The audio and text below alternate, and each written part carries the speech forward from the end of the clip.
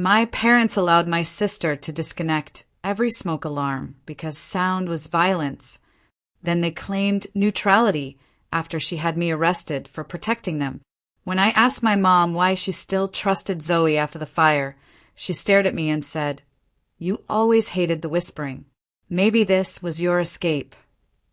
I just looked at her. That was 7 weeks ago. This morning, she was outside my apartment clutching Zoe's medical records and sobbing.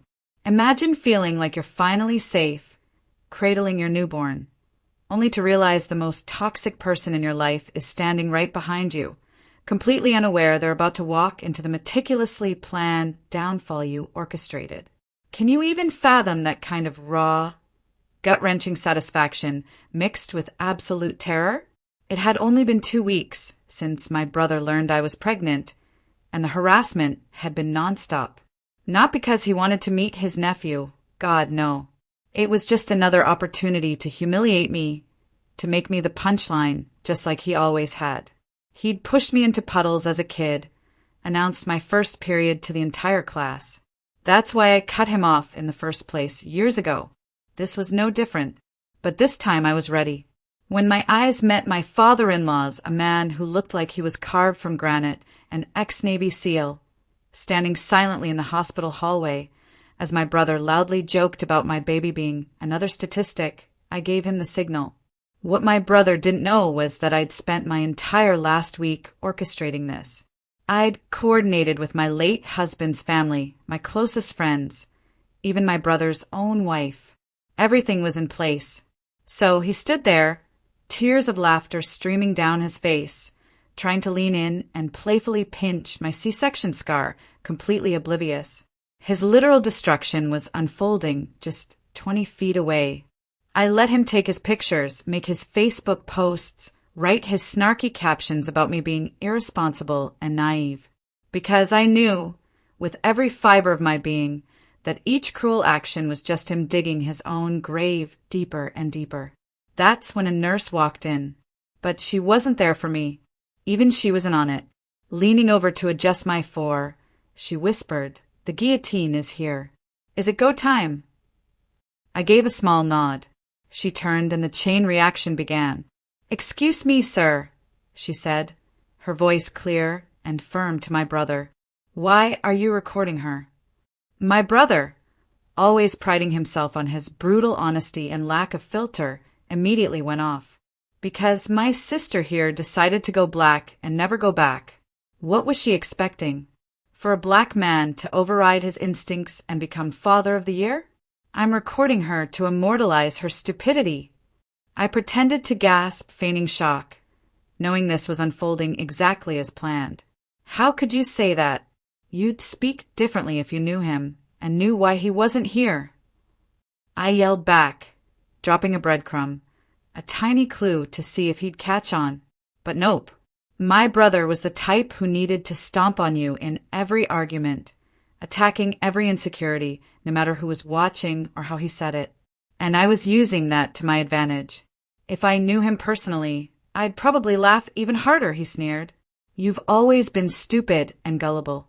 It's how I convinced you your money was missing and convinced Mom you were the one stealing her opioid patches when she had cancer." There was something so utterly, shockingly satisfying about watching him literally carve out his own destruction. He was already doomed by this point, but I had one more question, one more push, just because I wanted to go for overkill. "Are you just saying all of this because I have a child now, and you're insecure about being infertile?" That was it. He exploded. "How dare you? I'm saying it because this baby is a disgrace. If I wanted to have kids, I would. My wife does as I say. Our parents do as I say. My whole life, I've gotten what I wanted, and that's never going to stop." This was going more perfectly than I could have ever imagined. So perfectly, I actually started to laugh. A real, genuine laugh, bubbling up from a place I hadn't known existed. Of course, my brother saw this.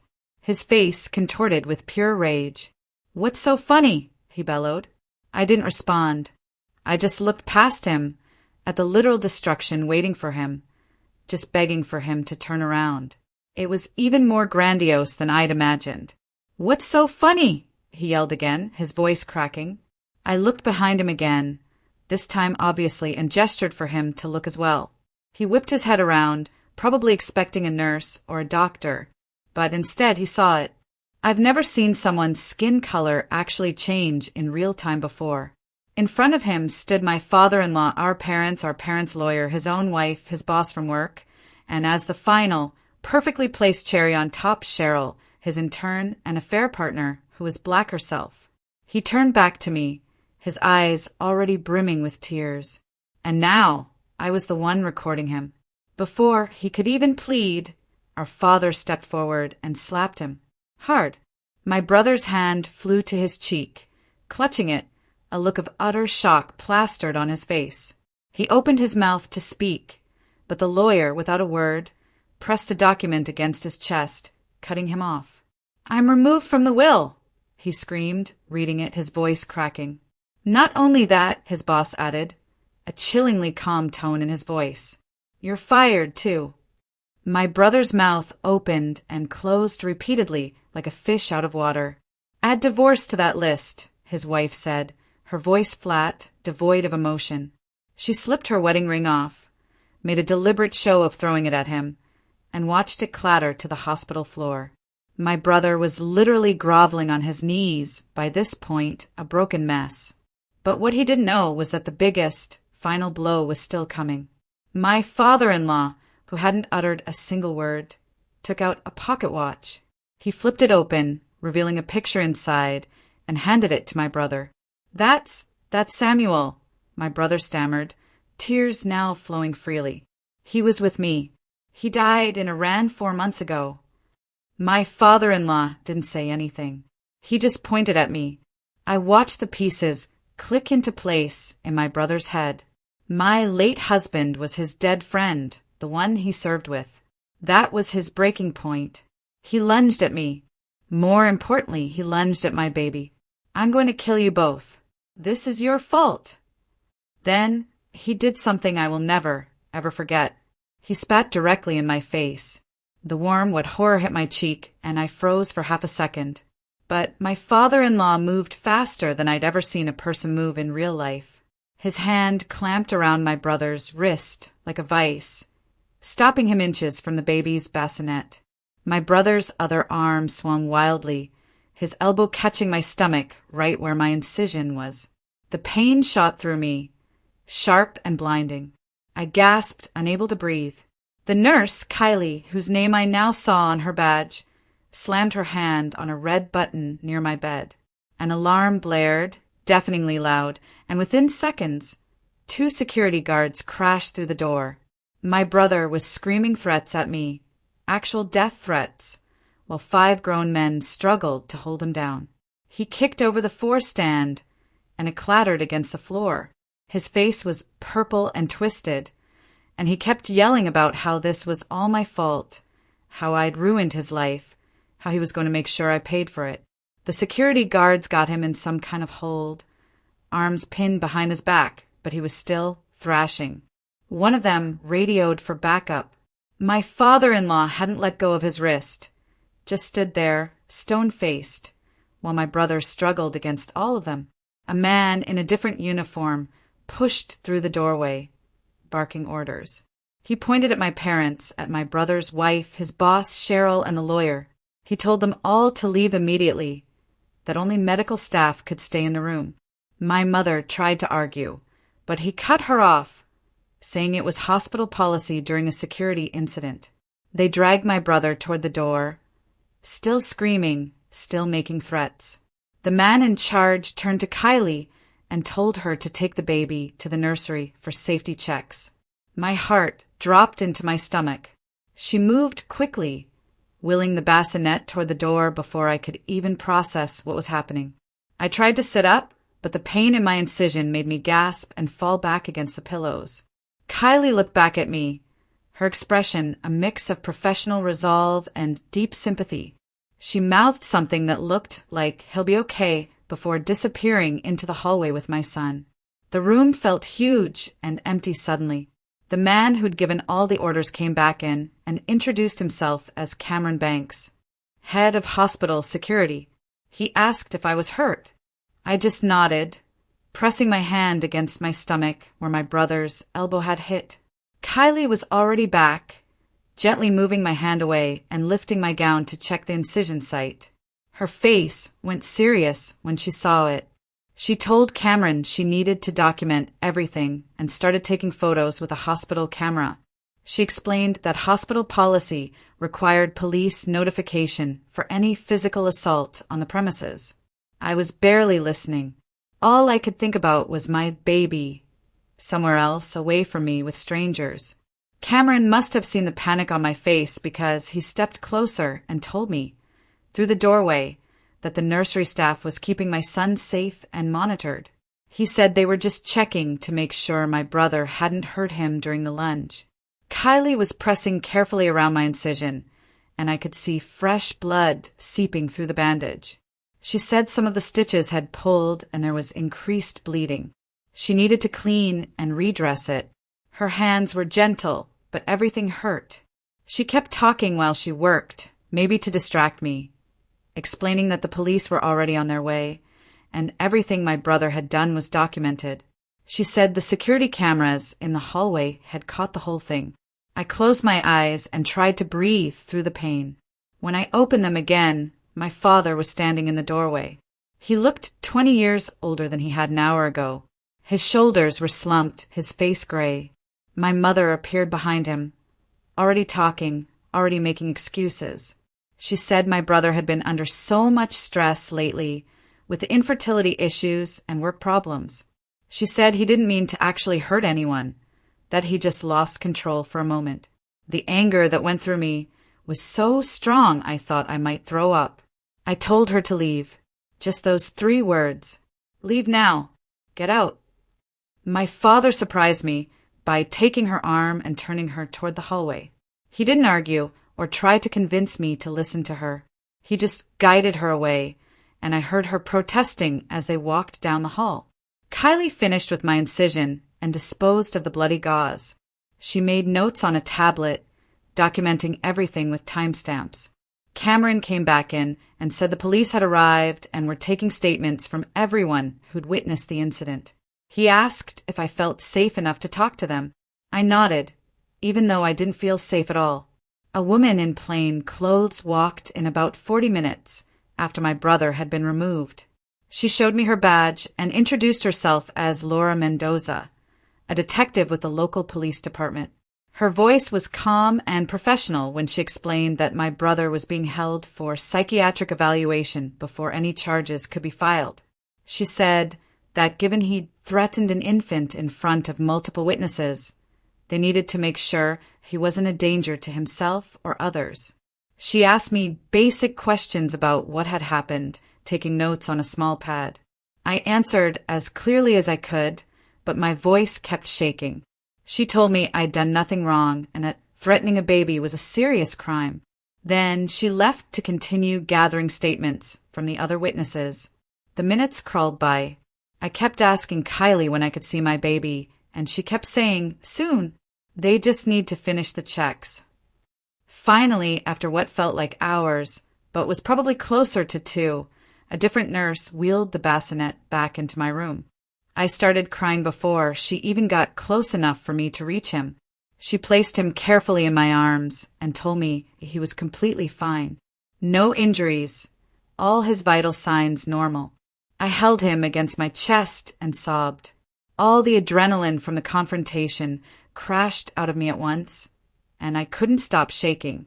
Kylie pulled up a chair and sat down, even though I could see from the clock that her shift had ended 30 minutes ago. She stayed quiet for a while, just sitting there while I cried and held my baby. Eventually, she told me quietly that she had a sister who'd cut off their abusive brother 5 years ago. She said she understood why I'd planned what I did. She said, sometimes you have to force people to show their true nature in front of witnesses who can hold them accountable. My father-in-law appeared in the doorway, and Kylie excused herself, saying she'd check on me before she left for the night. He pulled up the chair she'd been sitting in and we sat in silence for a long time. The baby had fallen asleep in my arms. Final. He spoke and told me that Samuel would have done the same thing to protect his son. He said staging it in the hospital wasn't about revenge. It was about having witnesses and security when my brother inevitably lost control. He said I'd known my brother well enough to predict exactly how he'd react, and I'd made sure there were people there who could stop him before he actually hurt the baby. That made me feel slightly less guilty about the whole setup. He stayed until visiting hours ended. Not saying much, just being present. The next morning, Detective Mendoza came back with a recording device and a formal statement form. She needed me to walk her through everything in detail for the official record. I started from the beginning, from childhood memories of my brother pushing me into puddles and announcing my first period to the whole class. I explained how I'd cut him off years ago because of his constant cruelty. I told her about the 2 weeks of cruel texts after he learned I was pregnant, about him calling my baby a statistic and making racist comments about Samuel. I showed her the texts on my phone, and she photographed each one. I explained how I'd coordinated with my late husband's family, with my friends, with my brother's own wife to get everyone in place. I told her I'd known he would lose control if he was confronted with the truth about Samuel in front of people who mattered to him. She listened without interrupting and took detailed notes. When I finished, she explained that my brother was being held on a 72-hour psychiatric hold after his threats. She said she was recommending charges for assault, criminal threatening, and violation of hospital conduct policies. She asked if I wanted to pursue a restraining order. I said yes immediately. She nodded and made another note. Then she told me she'd be in touch about the next steps in the legal process. After she left, a woman in professional clothes knocked on the door frame. She introduced herself as Reina Contreras, a hospital social worker. She said she was there to discuss safety planning for when I got discharged. She pulled up a chair and opened a tablet. She helped me create what she called a contact tree, a list of people who could check on me regularly. We went through home security options, and she gave me information about alarm systems and video doorbells. She asked careful questions about my mood, about whether I was sleeping, about whether I had thoughts of hurting myself or my baby. I answered honestly that I was scared and angry, but not depressed or suicidal. She seemed satisfied with that and gave me a list of resources, including a therapist who specialized in postpartum issues and trauma. She said, given the circumstances, it would be good to have professional support lined up before I went home. After she left, I sat there feeding the baby when I heard a knock on the door frame. My parents' lawyer stood there with his briefcase, looking uncomfortable. He asked if he could come in, and I nodded. He pulled up the chair and opened his briefcase, taking out a thick folder of documents. He told me he needed to clarify something about the changes my father announced during the confrontation. I assumed he was there to explain the process or get signatures, but instead he slid a document across the table toward me. The filing date caught my eye immediately, 2 weeks ago, before my brother even came to the hospital. My father had already removed him from the will after I showed him the harassing texts about the baby. The hospital scene just made it public. The lawyer explained that my father wanted my brother to know in front of witnesses, so there could be no claims of coercion or impulsive decisions later. Everything had been notarized and filed properly before any of the confrontation happened. I stared at the paperwork and felt this weird mix of relief and something else I couldn't name. My father had believed me and protected me before I even asked him to. The lawyer left the documents with me and said to call if I had questions. My phone started buzzing before he even made it out of the room. I looked at the screen and saw my mother's name. I declined the call. She called again and again. By the time I finished feeding the baby and got him settled in the bassinet, she had called 17 times. I finally answered on the 18th call because I knew she wouldn't stop. She was already crying before I said hello. She asked how I could do this to the family, how I could tear everyone apart like this, how she was supposed to choose between her children. I told her she didn't have to choose, that my brother made his choices when he spent a lifetime tormenting me and then tried to hurt my newborn. She kept crying and saying I was being too harsh, that he was under stress, that he needed help, not punishment. I felt my jaw clench when she said he deserved one more chance. I asked her how many chances he got after pushing me into puddles, announcing my period to my whole class, stealing from me, framing me for stealing Mom's cancer medication, and now threatening to kill my baby. She went quiet for a second and then said that was all in the past and I needed to forgive. I told her I needed space to recover and bond with my baby, and I ended the call. She tried calling back twice more, but I turned my phone off completely. Detective Mendoza came by later that afternoon with an update. My brother had been released from the psychiatric hold that morning. The 72 hours were up, and the evaluators cleared him as not being an immediate danger to himself. He had conditions, though: no contact with me or my baby, mandatory outpatient counseling, regular check-ins with a probation officer. But what made my blood actually boil was when she told me about the paperwork his public defender filed. They were arguing that the lunge was emotional distress, not a genuine threat, that he was overwhelmed by learning about his friend's death and reacted impulsively without real intent to harm anyone. Detective Mendoza saw my face and quickly added that the prosecutor wasn't buying it, that they had multiple witnesses who heard him scream about killing us both. She said the charges were moving forward regardless of what his lawyer claimed. But I couldn't stop thinking about how my brother was already trying to minimize what he did, already building a narrative where he was the victim of too much stress instead of someone who tried to hurt a newborn. For days after the incident, the doctor cleared me for discharge. My father-in-law showed up that morning with his truck to drive us home. The nurse went through all the discharge instructions about incision care, watching for signs of infection, when to call if I had concerns. She handed me papers about postpartum warning signs and a prescription for pain medication. My father-in-law carried the baby in his car seat while I moved slowly toward the elevator, still sore from the C-section and the pulled stitches. The drive home felt surreal after everything that happened in that hospital room. When we got to my house, my father-in-law didn't just help me inside and leave. He walked through every room, checking windows and door locks. He asked if I had a spare key, and I showed him where I kept one under a fake rock by the back door. He picked it up and pocketed it, saying that was too obvious and he'd hold onto the spare himself. Then he went to his truck and came back with a video doorbell, still in the box. He spent the next hour installing it and showing me how the app worked on my phone. He changed the locks on both doors while I sat on the couch feeding the baby. He didn't ask permission, just did it and handed me the new keys. When he finished, he programmed his number into my phone as an emergency contact and made me promise to call him if anything felt wrong or unsafe. 2 days after I got home, a thick envelope arrived by courier. It was from my brother's former employer, sent through their legal department. The letter explained that his termination was for violating company ethics policies, specifically racist conduct toward colleagues, and an inappropriate workplace relationship with someone he supervised. The letter mentioned that an HR complaint had been filed 3 months earlier about his behavior. They had been investigating when the hospital incident happened, and that just accelerated their decision to terminate for cause. Reading it felt like watching puzzle pieces click into place.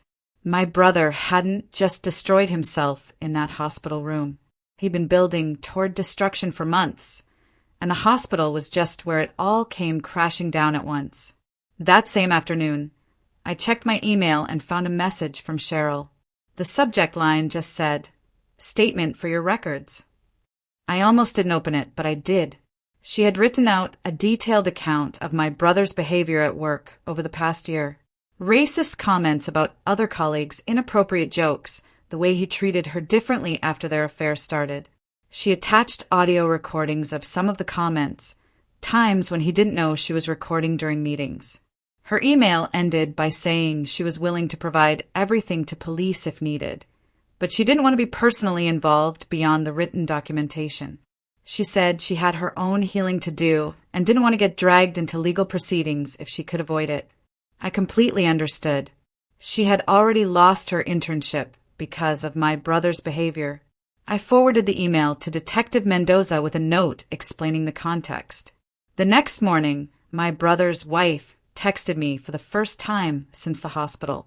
She asked if I could send her copies of the security footage and witness statements from that day. She was filing for divorce and needed documentation of his behavior.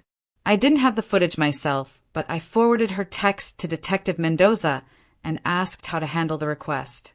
The detective called me back within an hour and said she would coordinate the evidence sharing through proper legal channels. She said my brother's wife had already filed a restraining order of her own after he showed up drunk at her sister's house looking for her. Everything was documented and processed through the court system. 2 weeks after having the baby, I had to go to the courthouse for the first hearing on my temporary restraining order.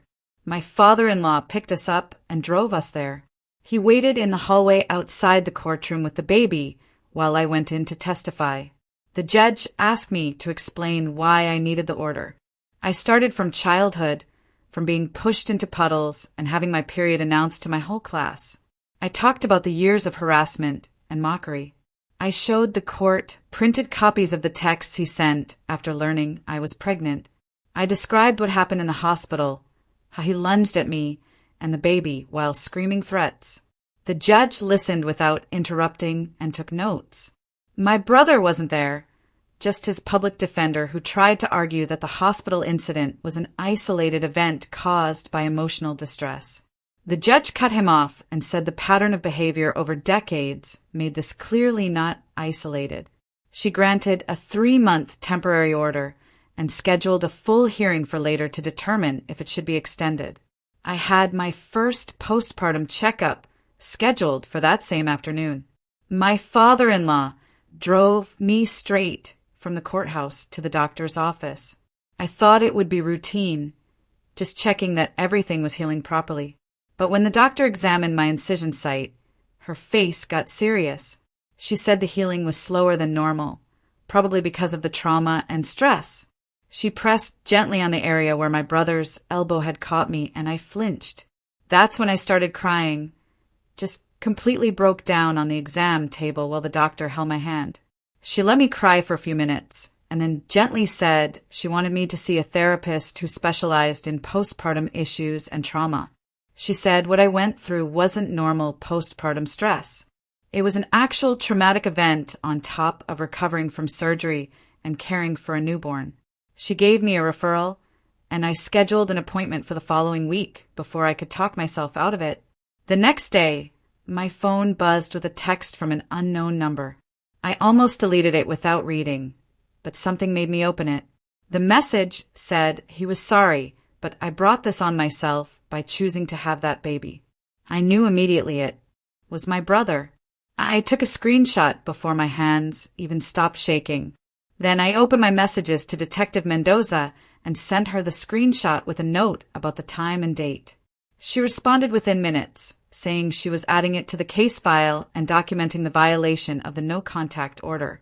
She said every violation made the case against him stronger and asked me to keep documenting anything else that happened. I saved her response and then blocked the unknown number, knowing he would probably just get another one. 2 days later, Cameron called while I was feeding the baby at 3 a.m. He told me the hospital finished their review of everything that happened. Kylie got some coaching about keeping professional boundaries because she helped with my plan, but they didn't punish her since she hit the emergency button the second my brother went after the baby. I thanked him for letting me know and saved his number in case I ever needed to reference the hospital's findings for court stuff. The next afternoon, my father showed up at my door alone. I almost didn't let him in, but he stood on the porch looking older than I'd ever seen him and asked if we could talk. I opened the door, and he sat at my kitchen table while I kept the baby in my arms. He apologized for not protecting me from my brother when we were kids. He said he always thought it was just normal sibling stuff until he saw my brother try to hurt his grandson. He told me he was staying married to my mother, but setting up separate boundaries, whatever that meant. Then he pulled out some paperwork and explained he'd set up a trust fund for the baby that my brother could never touch or access. The account was already funded and had my father listed as trustee until the baby turned 18. I didn't know what to say, so I just nodded, and he left after asking if he could visit again sometime. 3 days after that, someone knocked on my door around 10 in the morning.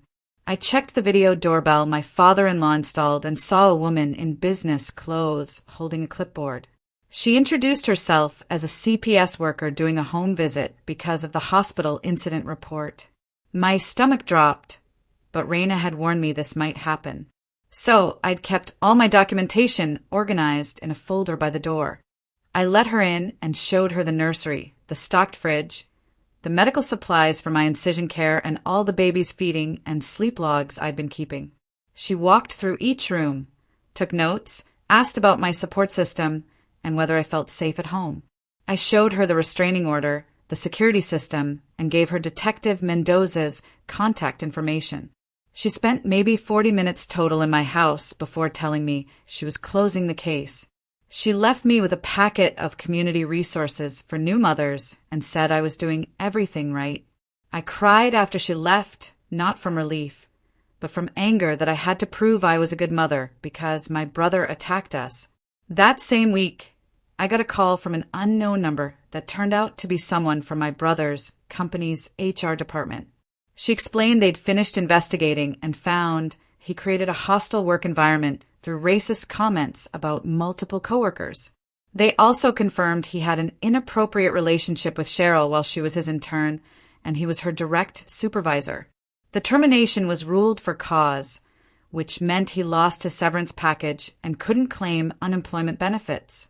She asked if I needed copies of their findings for any legal proceedings, and I said yes, so she emailed me a redacted report that same day.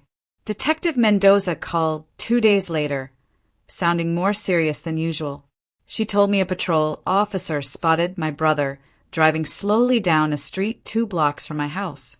He didn't technically violate the restraining order since he stayed outside the restricted distance, but she wanted me to know. She said she was increasing patrol frequency in my neighborhood and told me to keep my security cameras running all the time. She also suggested I vary my routine and always check my surroundings when leaving the house. I felt my hands start shaking while she talked, and I had to put the baby down in his bassinet so I wouldn't drop him. My first therapy appointment happened the following Tuesday.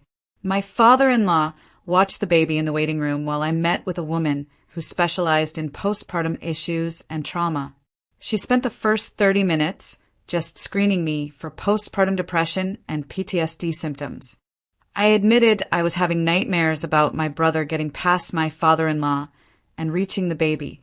I told her about checking the locks 5 times before bed and jumping at every car door I heard outside. She didn't seem surprised and said what I was experiencing made sense given what happened. We started working on some basic coping strategies for the intrusive thoughts and the constant need to check on the baby. She gave me homework about identifying my triggers and practicing breathing exercises when I felt the panic starting. I left feeling exhausted but slightly less alone. That night, my mother sent a long email with the subject line, "Family Healing." She spent 6 paragraphs reframing the hospital incident as a family misunderstanding blown out of proportion. She suggested we all go to mediation together so we could move past this and be a family again.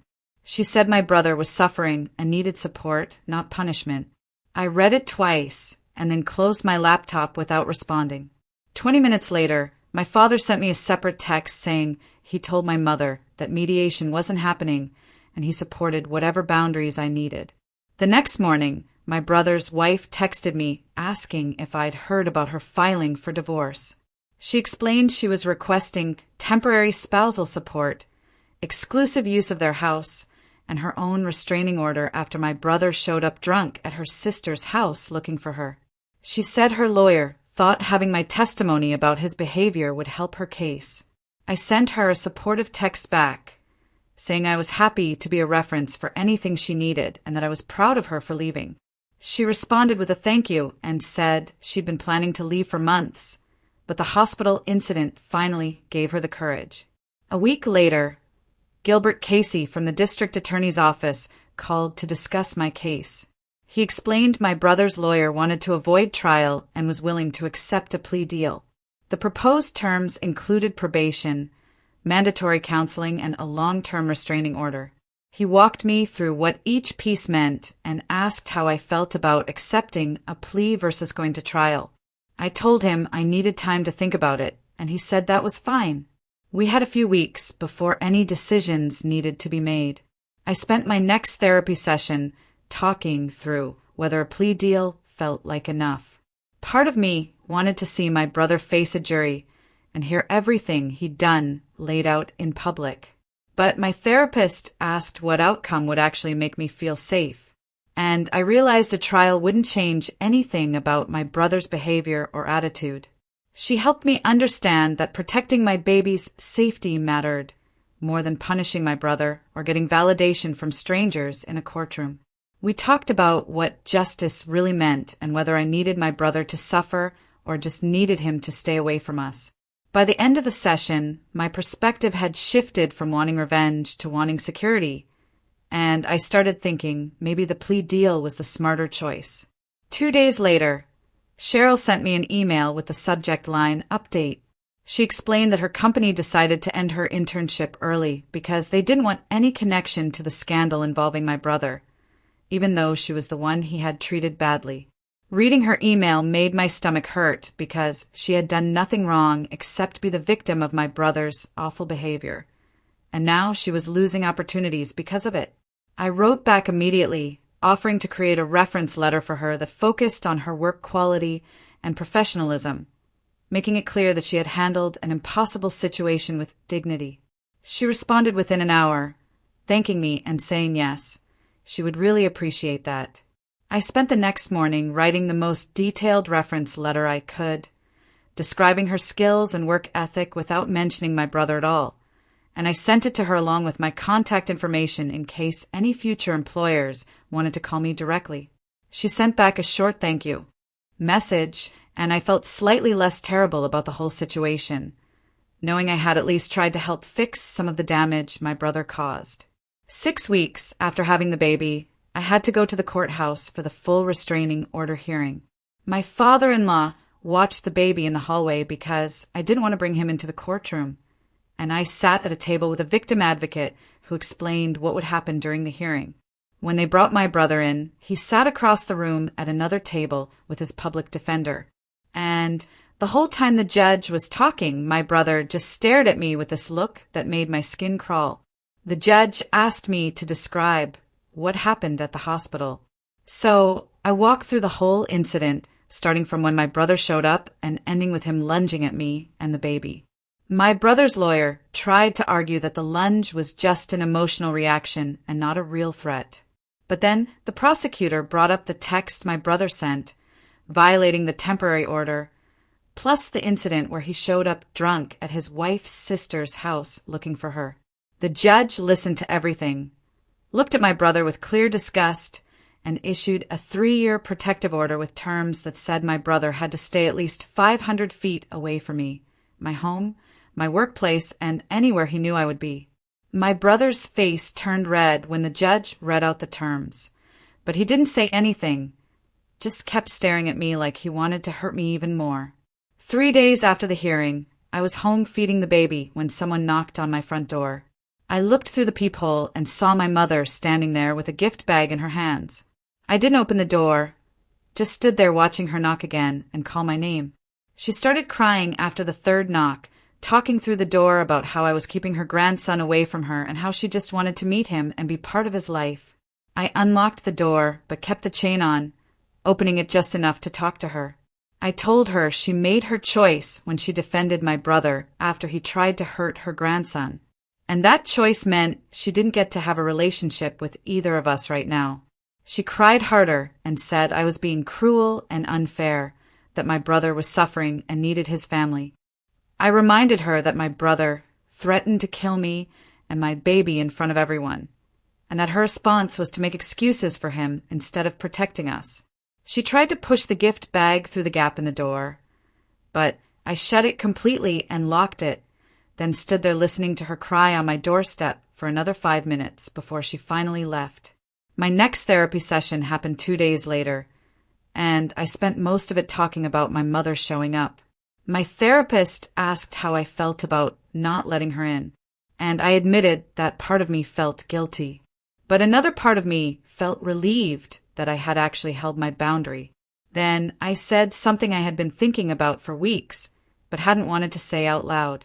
I told my therapist that part of me had enjoyed planning my brother's destruction at the hospital, watching him realize what was happening, seeing everything fall apart for him. I said I was scared that enjoying it made me just as cruel as him, that maybe I was no better than he was. My therapist was quiet for a minute, then asked me to think about the difference between what my brother did to me my whole life versus what I did at the hospital. She pointed out that my brother targeted me for entertainment, that he spent years finding ways to hurt and embarrass me because he thought it was funny. What I did was set up a situation where my brother would expose his true nature in front of people who could protect me and my baby, and where there would be witnesses and security when he inevitably got violent. She said, protecting yourself and your child is not the same thing as targeting someone for fun, and that I needed to stop thinking of them as equal. That conversation changed something in my head, made me realize I could acknowledge that the hospital plan was complicated without thinking I was as bad as my brother. The following week, Gilbert called to tell me they were revising the plea offer based on my brother's pattern of breaking the no-contact rules. The new terms included electronic monitoring, where my brother would have to wear an ankle monitor, plus technology restrictions that meant he had to give up his phone so they could install monitoring software on it. Gilbert explained that the restrictions would also ban my brother from creating any new social media accounts, and that violating any of these terms would send him straight to jail. He asked if I felt comfortable with the revised offer or if I wanted to push for jail time right away. I told him I needed to think about it and talk to my therapist before deciding, and he said that was fine. I had a week to let him know what I wanted to do. That same afternoon, my father-in-law came over with a box of old photo albums. The baby was sleeping in his bassinet, and we sat on the couch looking through pictures of Samuel from when he was little, all the way through his military service. My father-in-law told me stories about each photo, like the time Samuel tried to build a treehouse when he was 8 and fell out of the tree, or the time he brought home a stray dog and convinced his parents to keep it. He showed me a picture of Samuel at his high school graduation, then another one from his Navy SEAL training, and his voice got quieter as he talked about how proud he was when Samuel completed the program. When we got to the wedding photos of me and Samuel, my father-in-law put his hand on my shoulder and said Samuel loved me more than anything, that he talked about me constantly when they spoke on the phone during deployments. That was when I started crying, really crying, not about my brother or the hospital or the legal stuff, but about losing Samuel and having to raise our son without him. My father-in-law held me while I cried, and it was the first time since the hospital that I let myself actually grieve my husband instead of just being angry at my brother. After talking to both Gilbert and my therapist over the next few days, I decided to agree to the revised plea deal. Gilbert walked me through all the terms one more time to make sure I understood what they meant. My brother would get 18 months of probation with mandatory anger management classes and counseling sessions he had to attend every week. He would have to complete 200 hours of community service. The electronic monitoring meant he would wear an ankle bracelet that tracked his location at all times, and the technology restrictions meant his phone and computer would be monitored to make sure he wasn't trying to contact me or create fake accounts. The 3-year restraining order would stay in place, and if my brother violated any part of the agreement, he would go to jail immediately. Gilbert said he would file the paperwork and schedule the plea hearing, which would probably happen within the next 2 weeks. The plea hearing took place on a Tuesday morning at the courthouse. I had worked with my therapist to write a victim impact statement that focused on protecting my son and making sure we were safe rather than describing every terrible thing my brother had done to me over the years. My therapist said the statement should be about what I needed going forward, not about making my brother feel bad about the past, because the past stuff would just upset me more when I read it out loud. At the hearing, my brother stood in front of the judge and pleaded guilty to assault and criminal threatening charges. The judge asked if he understood what he was pleading guilty to, and my brother said yes in this quiet voice that didn't sound like him at all. Then the judge asked if I wanted to read my victim impact statement. So I stood up and read what my therapist and I had written together. I talked about being a new mother trying to heal from a C-section and care for my newborn son, about the fear I felt when my brother threatened us, about needing to know that my son would be safe from violence as he grew up. I didn't mention the years of bullying or the cruel things my brother said at the hospital, just focused on the future and what needed to happen to protect us. The judge listened to my statement, then looked at my brother and accepted the plea agreement. She went through all the terms, the probation and counseling and community service and monitoring, then added her own warning at the end. She told my brother that if he violated any part of the agreement, even something small like missing a counseling session, he would be arrested immediately and face jail time. She said the court was giving him a chance to get help and change his behavior, but that chance came with zero tolerance for any more violations. My brother nodded and said he understood. But when his public defender started walking him out of the courtroom, he turned and looked directly at me with pure hatred in his eyes. That look told me everything I needed to know. He wasn't sorry. He didn't think he did anything wrong. He was just angry that he got caught and had to face consequences. The judge could order all the counseling in the world, but my brother would never actually understand why what he did was wrong or feel real guilt about it. Later that evening, my phone buzzed with 2 text messages that came in 1 minute apart. The first was from my mother.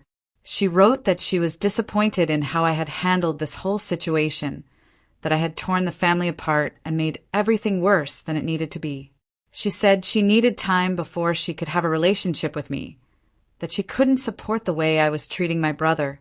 I read it twice, felt a wave of sadness, then deleted it without responding. The second text was from my father. He wrote that he was sorry for how my mother was acting, that he understood why I needed the boundaries I had set. He said he would respect whatever I needed and give me space, but that he was available anytime if I wanted to have contact with him, and that he loved me and his grandson. I saved that text and wrote back a simple thank you, then put my phone down and focused on feeding the baby, trying not to think about how my family had broken into pieces that would probably never fit back together the same way again. A few days after the court hearing, my phone buzzed with a Facebook message from Kylie asking how I was doing and saying she felt bad about the ethical gray area of participating in my plan. I wrote back thanking her for being there when things got dangerous and told her I didn't regret having witnesses and security present when my brother showed who he really was. She responded with a heart emoji and told me to reach out if I ever needed anything. 3 months after the hospital incident, I got a text from my brother's wife with a PDF attachment showing her finalized divorce decree. She got the house and a temporary support order that would last until she finished her nursing degree. 6 months later, she sent me a photo of herself in a cap and gown at graduation with a note thanking me for giving her the courage to leave. I saved that photo on my phone and looked at it whenever I felt guilty about how everything went down.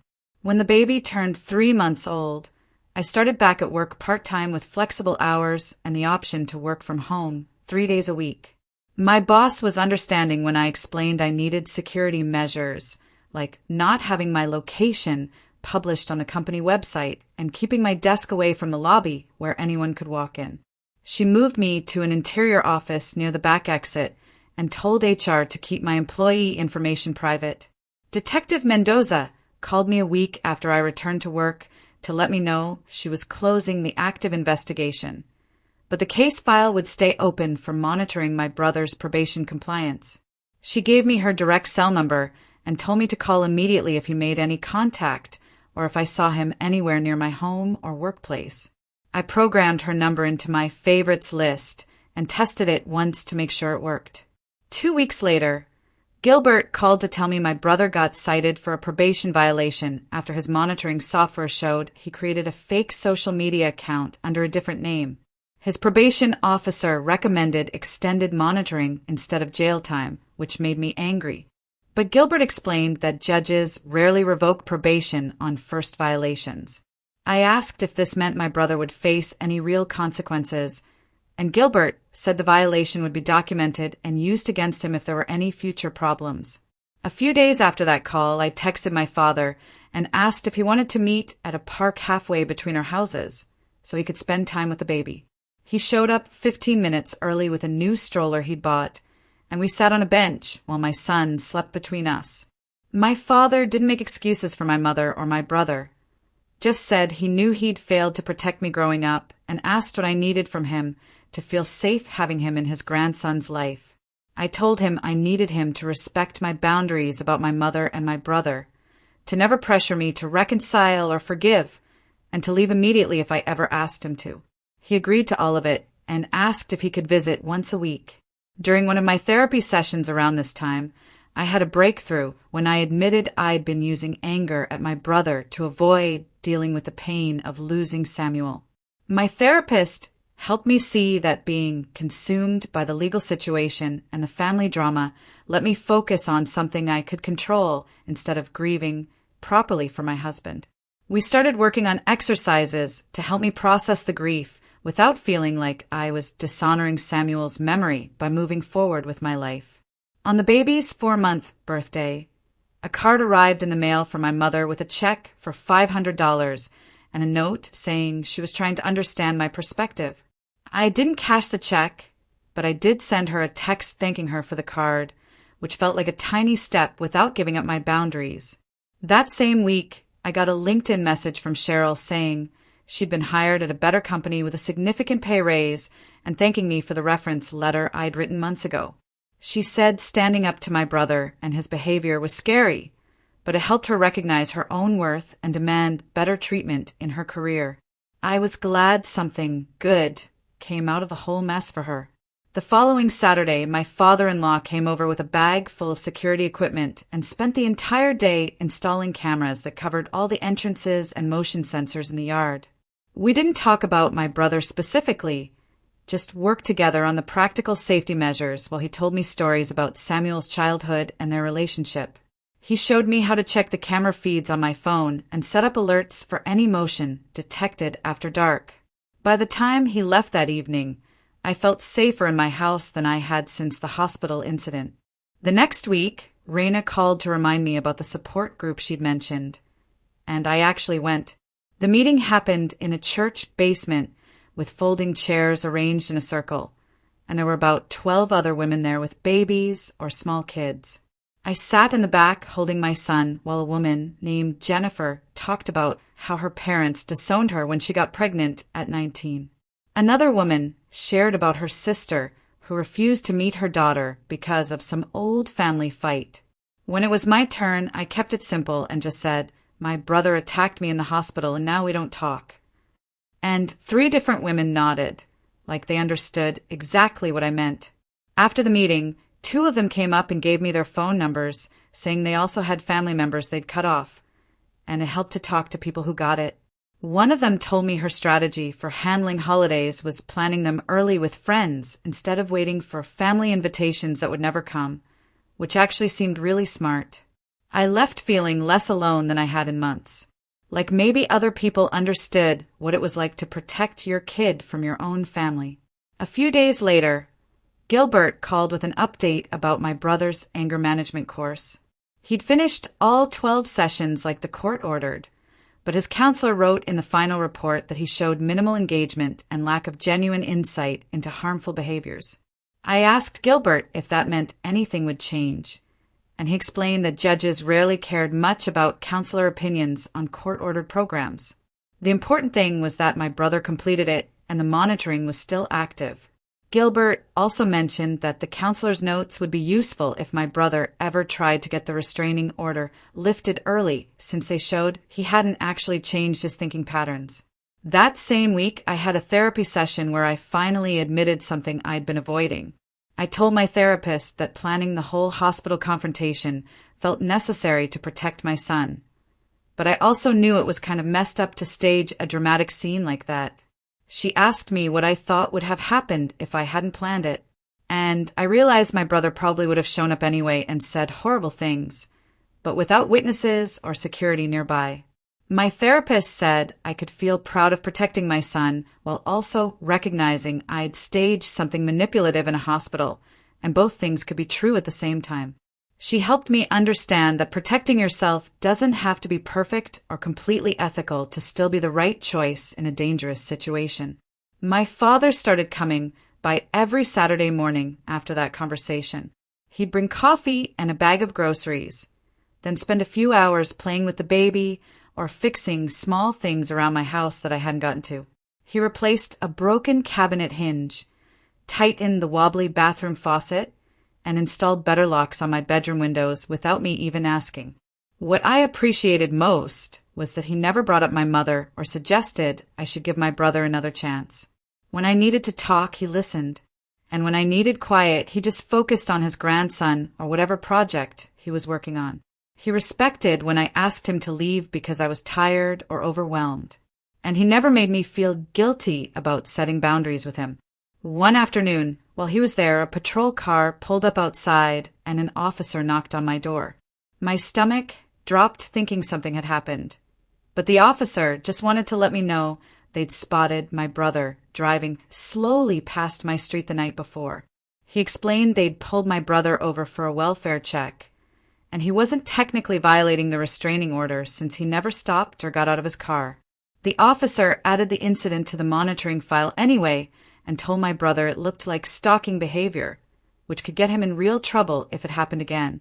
I thanked the officer and immediately called Gilbert to report it, even though technically nothing illegal had occurred. 2 weeks later, there was a hearing about extending my brother's electronic monitoring. His lawyer argued that 6 more months was excessive since he'd completed his anger management and hadn't directly violated any orders. But the prosecutor brought up the slow drive past my street and the fake social media account he'd created, showing the judge a pattern of boundary-pushing behaviors. The judge agreed and extended the monitoring for another 6 months, saying my brother clearly wasn't taking the restrictions seriously enough. I didn't attend the hearing because Gilbert said I didn't need to be there, but he called me right after to tell me the outcome. That weekend, I took the baby to visit Samuel's grave for the first time since the funeral. I'd been avoiding it because I didn't know what to say or how to handle taking a baby to a cemetery, but I finally felt ready. I sat on the grass next to his headstone with my son in my lap and just talked out loud about everything that had happened.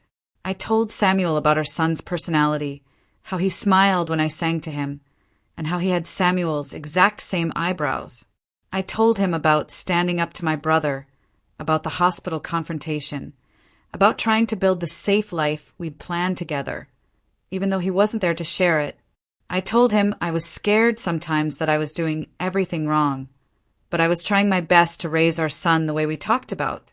My therapy sessions started shifting around that time, from crisis management to long-term healing. Instead of processing immediate threats and safety concerns, we worked on building positive daily routines and coping strategies for when I felt overwhelmed. I was sleeping better most nights, only waking up twice to feed the baby instead of lying awake worrying about my brother showing up. The intrusive thoughts about worst-case scenarios were less frequent, maybe once or twice a week instead of constantly. I started thinking about my future beyond just surviving each day and protecting my baby from immediate threats. Actually considering things like going back to work or maybe taking a class. Detective Mendoza sent me a final case summary in the mail showing my brother had 9 months of probation remaining with continued monitoring. She included a note reminding me the restraining order was valid for another 2 years and gave me updated contact information for the Victim Advocacy Office if I needed support. She also wrote that I should call her directly if anything concerning happened, even if it seemed minor, because patterns mattered more than individual incidents. I filed the papers in a folder I kept specifically for legal documents related to my brother, which was getting pretty thick by that point. Early one morning, when the baby was almost 6 months old, I was sitting on my front porch at dawn with him in my arms, watching the neighborhood wake up. My neighbor across the street was getting his newspaper, and the woman 2 houses down was leaving for her morning jog. The security cameras my father-in-law installed were recording everything, and my phone was right next to me with emergency contacts programmed in. I realized sitting there that I felt genuinely safe for the first time since Samuel died. My brother faced real consequences that would last for years. My boundaries with my family were clear and enforced, and my son was healthy and loved by people who actually cared about protecting him. It wasn't a perfect ending where everything got fixed and everyone reconciled, but it was a stable one where we were both protected and moving forward together, and that felt like enough. And that's the end of the story. It's been a long, emotional journey, and honestly, sharing it like this feels meaningful to me. I truly want to know, what would you have done in my place? Have you ever faced anything this dramatic with your own family? Let me know your thoughts in the comments below. I'd love to hear from you.